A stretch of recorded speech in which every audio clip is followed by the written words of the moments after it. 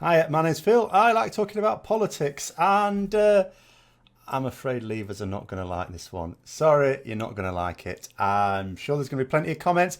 However, please don't insult your intelligence by suggesting that another vote is somehow undemocratic, particularly in that the people who first put that idea forward are the same people who, during their campaign for the original referendum, broke electoral law. I don't really think they're the sort of people that should lecture us on democracy. However, we are in a situation at the moment. Next Tuesday, Theresa May is going to put her deal finally to Parliament. It is likely, who can say, but it is likely that Parliament will vote it down.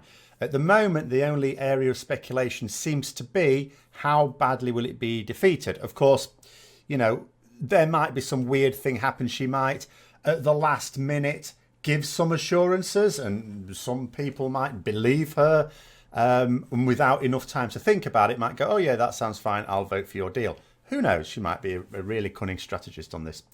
But let's say it's defeated. In that case, Parliament is then officially deadlocked. At the moment, everyone treats it as deadlocked at the moment anyway, but that vote hasn't taken place. If it fails, it is officially deadlocked. There is no outcome that Parliament has a majority for, in which case nothing can happen. Complete, as someone said today, complete Brexit paralysis. At the same time, there is certainly no majority, not even close to it, for a no deal. So what do? You go to the people and say, right, we need to ask a question at the referendum again. This time we need to ask a question that is unambiguous. So what would have to happen? Well, first of all, in terms of the timing. So next Tuesday, Theresa May puts her deal to a vote. It is thought that if it only just loses, she might put it back up for another vote. But if it's properly sunk, she won't do that. I have actually seen reports that some insiders are saying that she may well go for the referendum route. To be honest, it is the only route to go down, for her at any rate. But we will see. I'm not going to listen to unattributed stories at the moment. So she will have 3 days to return to Parliament with her plan B, as opposed to the 3 weeks that was originally in the legislation. Jeremy Corbyn has also said that if it's defeated, the vote that is for the deal, he will call a vote of no confidence in the government. Again, whether he'll do it immediately, as he's suggested, or whether he will wait for the 3 days, I don't know. But let's say Theresa May comes back after the 3 days and she says, my plan B is to hold another referendum. What has to happen?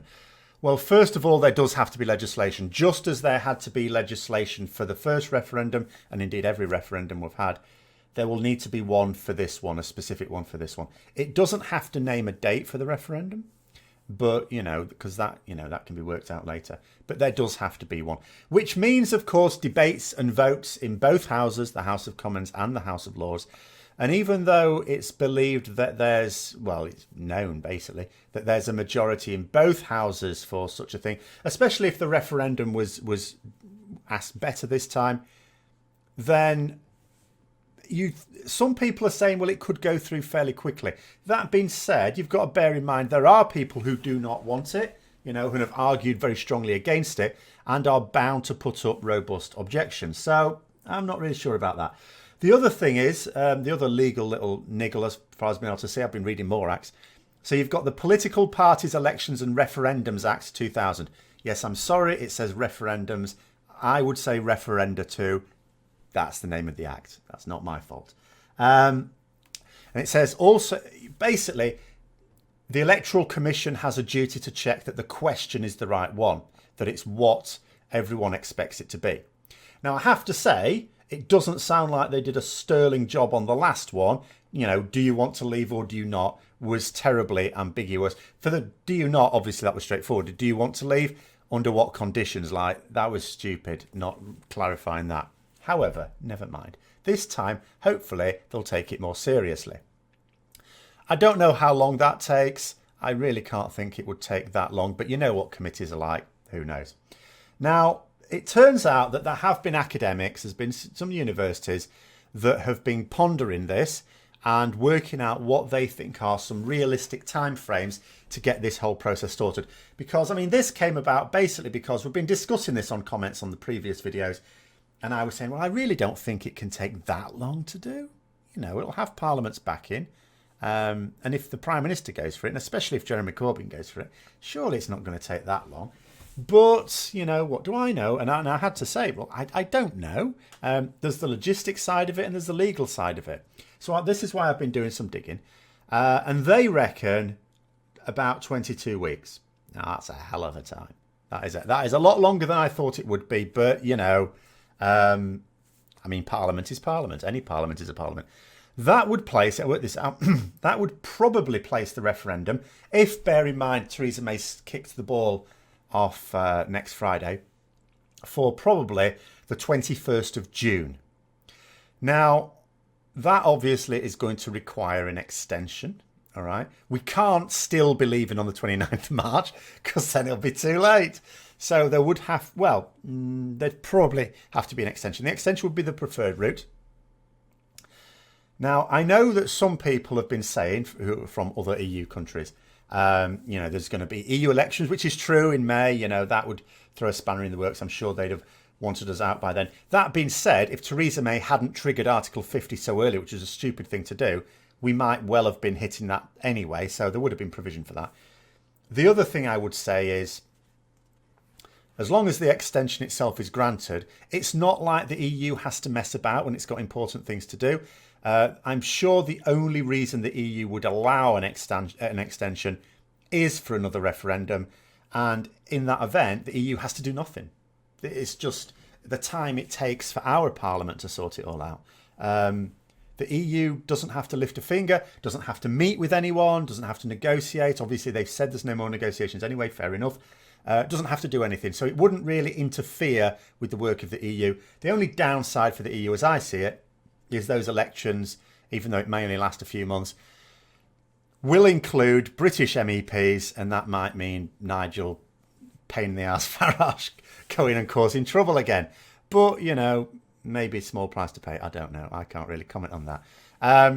But the question cannot simply be, do you want to leave or not? That would be stupid. I mean, I can only imagine the only reason they made it that stupid the first time is David Cameron really didn't believe that people would vote to leave. In fact, quite frankly, the Leave campaign didn't really believe that they would win it. They were already campaigning for another referendum. That's the big irony. These same people who are saying there can't be a second referendum, they were already campaigning for a second referendum before the result was announced. They were, and I don't just mean about Nigel Farage admitting defeat before the result came in. That's assumed to be dodgy dealing, deliberately trying to sink the pound a bit again, short selling, like all these people do, trading on the country's wealth. But no, I don't even mean that. I mean, you know, they were. It was quite funny. They put a campaign together to get a petition organised to ask Parliament to debate the need for another referendum if it was close. It turned out that campaign carried on going because all of a sudden Remainers filled it up with the necessary 100,000 signatures to have it debated. But it started off as a Leave campaign. Well, you know, more hypocrisy there. So I reckon an extension up until the end of August, because then that would mean, you know, it's late June, and then it gives you another couple of months, whatever the result. And as I say, I think the question should be, there should be two questions. One, do you want to remain in the EU or do you want to leave the EU? Secondly, if we leave the EU, because obviously if we remain, we know what that means, current terms and conditions. If we leave the EU, you should have three options. Do you want to accept the deal put forward by Theresa May, whatever they call it, the Chequers deal, whatever it is, which is only a transitionary deal in the first place anyway, but do you want to accept that and that the government continues to negotiate the final settlement? 2, do you want to remain within the single market and customs union but leave the other mechanisms? Or 3, do you want to leave with no deal whatsoever, completely sever ties? Make it nice and clear. So that would be fine. It'd be totally unambiguous. And then when Parliament there'd be no debating or anything like that. Well, obviously there'd be debate, but they would then have a clear mandate. At the moment, they don't have a clear mandate. They would with that because, those are the only 4 possible ways of doing it in the time frame. And it would be one of those. Simple as that. Now, there are those who think that it could all be condensed down into 11 weeks with such a large majority in both houses who'd be willing to push it through. I don't believe so. I think they're being hugely optimistic. And I think there's like 4 things that would sort of throw a spanner in the works here. First of all, it may not be convenient for the rest of the EU because then it would start to fall in April. And that might be trickier then, again, with the EU elections coming up. And people have already talked about that. So it might be inconvenient for the EU. They may not like that idea. But at the same time, you can't just ask for an extension until the end of April because you can't know it's going to take that long. The process takes as long as it takes. So you have to give yourself some margin for error there. 2, it's assuming that Parliament will get through the necessary legislation fairly quickly. Now, although it doesn't take very long to draw up the legislation, obviously, as I've already alluded to, there are a number of people who do not want this, and they would throw out all the delaying tactics possible. You don't need a majority to do that. You only need 2 or 3 clever people who can stand up and talk for hours. So they would put all the delaying tactics known to Parliament in the way there. That would, of course, extend the whole thing. There are bound to be legal challenges, of course, and you can't rush that. So, those cases would have to be heard as well. And the other one is, you've got to remember, we're in this situation in the first place, not because Parliament itself wanted this, but parts of the Conservative Party, the current ruling party, wanted this. They're already weakened because they don't have a majority, and they are split right down the middle. In such a case, it could properly descend into tribal warfare, meaning what little government business has been done, which hasn't been that much anyway, because everyone's been focused on Brexit, and ministers have been appointed not according to whether they're going to be suitable or not, but according to whether they're a leaver or remainer to try and keep the cabinet in theory balanced. But yeah, that's going to completely descend into madness, which could also cause further delays, as Theresa May vainly tries to keep the whole thing together. So, coming back to the issue of the extension, it is, of course, possible that even under those conditions, the EU would just say, look, you know what, we don't think it's fruitful to do so. It's just stringing it out. I'm not sure I believe that's the case. I don't think that makes sense, but I can't know. Remember, it would only take one EU member state to say no. And that would be it. And although there are some EU member states that do quite a lot of trade with the UK, and you'd think, well, they would be up for it. Maybe there are some who don't do that much. They can really afford to drop it, maybe even improve their own trade. And maybe they would just go no. And it easily could happen, easily. There is another mechanism. It's not a mechanism anyone would want to use. Theresa May has the right to simply and unilaterally rescind Article 50. This was announced last year by the European Court of Justice. They said that, yeah, they could absolutely do that. Now, I have noticed some comments from people who are aware of this, but have sort of said the judgment sort of suggests you can't just cancel it and then restart it a bit later. Now, I have to say 2 things to that. One, I don't see that in the judgment at all. But secondly, I don't see how that ever could be in the judgment. Because think about it this way. If you're going to try and say that if we rescind Article 50, that's it, we can't put another one in, then you're saying, actually, that means then we're completely locked into the EU forever. Well, that can't be true. Or are you suggesting there would have to be a minimum time period before you could do it again? In which case, that would be part of Article 50, which is the article within the Lisbon Treaty, which if we remain in the EU, we are still bound by, that governs leaving the EU. But it's not. So, in actual fact, because we would still be an EU member state, we're still bound by the Lisbon Treaty. That Lisbon Treaty gives a mechanism for leaving, which simply requires that the Prime Minister writes a letter to the European Council saying, sorry, we want to leave. Now, yes, that would be a terrible thing to do. I'm already embarrassed by the conduct of my country. I would never dare go into continental Europe again if we did that, because that would be horrendous. But legally, I don't see any reason why they couldn't. Obviously, asking for the referendum again, you would think a lot of MPs will be hoping it's not necessary and that the result will come back that we stay.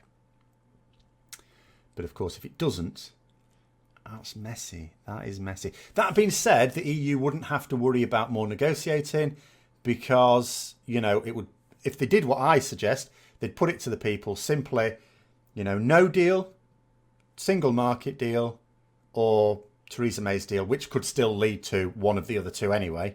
And then there's a clear mandate for it. Clear mandate for it.